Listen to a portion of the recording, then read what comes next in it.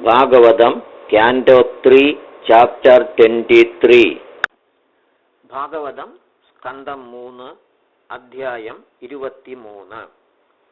മൈത്രേയ ഉവാച പിതൃഭ്യാം പ്രസ്ഥിതേ സാധ്വീ പതിമിംഗിതകോവിദ നിത്യം പര്യചരത് പ്രീത്യാ ഭവാനീവ ഭവം പ്രഭും വിശ്രംഭേണാത്മശൗചേന ഗൗരവേണ ദമേന ച ശുശ്രൂഷയാ സൗഹൃദേന വാചാ മധുരയാ ച ഭോः വിസൃജ്യ കാമം ദംഭം ച ദ്വേഷം ലോഭമകം മദം അപ്രമത്തോദ്യതാ നിത്യം തേജീയാം സമദോഷയത് സ വൈ ദേവർഷിവർയസ്താം മാനവീം സമനുവ്രതാം ദൈവാദ്ഗരീയസത്പത്യുരാശാസാനാം മഹാശിഷഃ കാലേന ഭ്രൂയസാ ക്ഷാമാം കർഷിതാം വ്രതചര്യയാ പ്രേമഗദ്ഗദയാ വാചാ പീഡിതകൃപയാ ബ്രവീത്.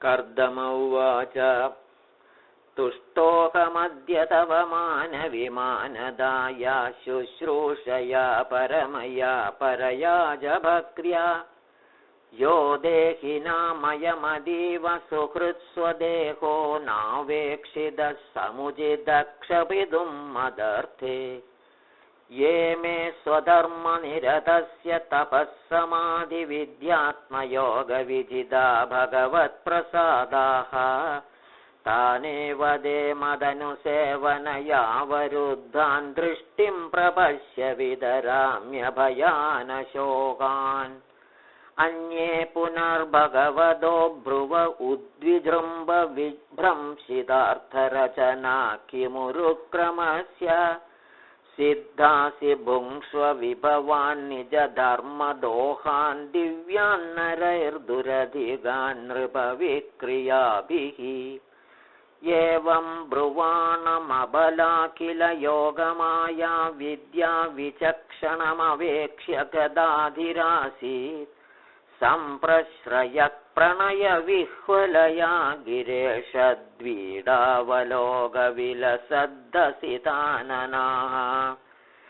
ദേവഹൂതിരുവാച രാധംബദ്യുജവൃഷൈതദമോഘയോഗമായാധിപേ ത്വയി വിഭോ തദവൈമി ഭർത്തഃ യസ്തേഭ്യദായി സമയഃ സഹൃദംഗസംഗോ ഭൂയാദ്ഗരീയസി ഗുണപ്രസവസ്സദീനാം.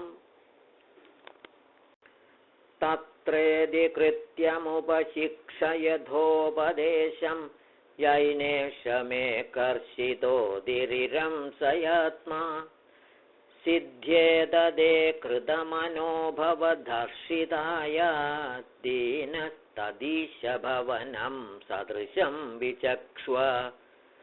മൈത്രേയ ഉവാച പ്രിയായാ പ്രിയമന്വിച്ഛൻ കർദമോ യോഗമാസ്ഥിതഃ വിമാനം കാമകം ക്ഷത്തസ്തർഹ്യേവാവിരചീകരത് സർവകാമദുഃഖം ദിവ്യം സർവരത്നസമന്വിതം സർവർധ്യുപചയോദർക്കം മണിസ്തംഭൈരുപസ്കൃതം ദിവ്യോപകരണോ വേദം സർവകാലസുഖാവഹം പട്ടികാഭിപതാകാഭിർവിചിത്രാഭിരലങ്കൃതം സ്രഗ്ഭിർവിചിത്രമാല്യാഭിർമഞ്ജുഷിഞ്ചത് ഷഡംഘ്രിഭിഃ ദുകൂലക്ഷൗമകൗശേയൈർനാനാവസ്ത്രൈർവിരാജിതം.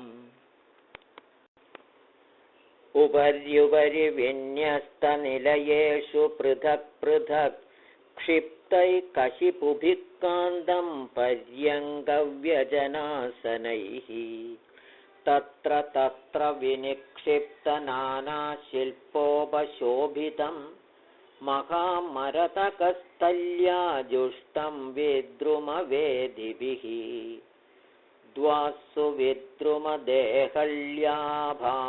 വജ്രകവാടവത് ശിഖരേഷ്വിന്ദ്രനീലേഷു ഹേമകുംഭൈരധിശ്രിതം ചക്ഷ चक्षुष्मत्पद्मरागाग्र्यैर्वज्रभित्तिषु निर्मितैः जुष्टं विचित्रवैदानैर्महार्हैर्हेमतोरणैः हंसपारावदप्रादैस्तत्र तत्र निकूजितं कृत्रिमान् मन्यमानैः स्वानधिरुह्याधिरुह्य च विकारस्थानविश्रामः संवेशक्प्राङ्गणाजिरैः यथोपजोषं व्रजितैर्विस्मावनमिवात्मनः ईदृग्दृशं तत्पश्यन्तीं नादिप्रीतेन चेदसा सर्वभूताशयात्भिज्ञप्रावोचत्कर्दमस्वयम् निमज्यास्मिन् ह्रदेभिरुविमानमिदमारुह इदं शुक्लकृतं तीर्थमाशिषां याभगं नृणाम् सा तद्भर्तुः समादाय वजः कुवलयेक्षणा सरजं बिभ्रदी वासो वेणीभूतांश्च मूर्धजान् अङ्गं च मलभङ्गेन संच्छन्नं शबलस्थनम् आविवेश सरस्वत्या सरश्चिवजलाशयम्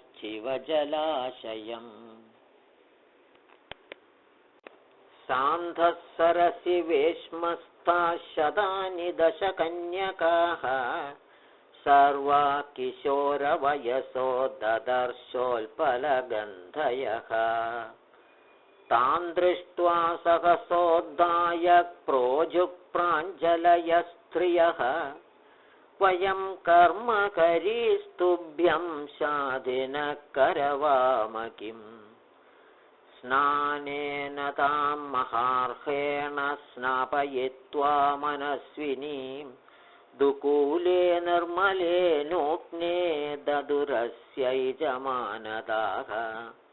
भूषणानि परार्ध्यानि वरीयां सिद्ध्युमन्दि च अन्नं सर्वगुणोपेदं पानं चैवामृदासवम् अदादर्शे स्वमात्मानं स्रग्विणं विरजाम्बरं विरजं कृतस्वस्त्ययनं कन्याभिर्बहुमानिदम् स्नादं कृतशिरस्नानं सर्वाभरणभूषितं निष्कग्रीवं वलयिनं कूजत्काञ्चननूपुरं शोण्योरध्यस्तया काञ्च्या काञ्चन्या बहुरत्नया हारेण च महार्हेण रुचकेन च भूषितं सुददा सुभ्रुवा श्लक्ष्णस्निग्धापाङ्गेन चक्षुषा पद्मकोशस्पृधा नीलैरळकैश्चलसन्मुखम् यदा सस्मारऋषभमृषीणां दयिदम्पतिं तत्र चास्ते सहस्त्रीभिर्यत्रास्ते स प्रजापतिः भर्तुः पुरस्तादात्मानं स्त्रीसहस्रवृतं तदा निशाम्य तद्योगगतिं संशयं प्रत्यपद्यत सदाङ्कृतमलस्नानां बिभ्राजन्तीमपूर्ववत् आत्मनो बिभ्रतीं रूपं संवीदरुचिरस्थनीं विद्याधरी सहस्रेण सेव्यमानां सुवाससं जातभावो विमानं तदारोहयदमित्रहन् तस्मिन्नलुप्तमहिमा प्रिययानुरक्तो विद्याधरीभिरुपचीर्णवपुर्विमाने बभ्राज उत्कचकुमुद्गणवानपीच्य ताराभिरावृत इवोडुपतिर्नभस्तः तेनाष्टलोकपविहारकुलाचलेन्द्रद्रोणीष्वनङ्गसखमारुदसौभगासु सिद्धैर्नुदोद्युधुनिपादशिवस्वनासु रेमे चिरं धनदवल्ललनावरूधी वैश्रम्भगे सुरसने नन्दने पुष्पभद्रगे मनसे चैत्ररध्ये च सरे मे रामया रतः। भ्राजिष्णुना विमानेन कामगेन महीयसा वैमानिकानत्यशेदचरं लोकान् यथानिलः। किं दुरापादनं तेषां पुंसामुद्धामचेतसां यैराश्रितस्तीर्थपदश्चरणो व्यसनात्ययः। प्रेक्षयित्वा भुवो गोलं पत्न्यै यावान् स्वसंस्थया बह्वाश्चर्यं महायोगी स्वाश्रमायन्यवर्तत। विभज्य नवधात्मानं मानवीं सुरतोत्सुकां रामां निरमयन् रेमे वशभूगान्मुहूर्तवत्। तस्मिन् विमान उत्कृष्टां शय्यां रतिकरीं श्रिता न चाबुध्यत तङ्कालं पत्यापीच्येन सङ्गता। एवं योगानुभावेन दम्पत्यो रममाणयोः शतं व्यदीयुः शरदः कामलालसयोर्मनाक्।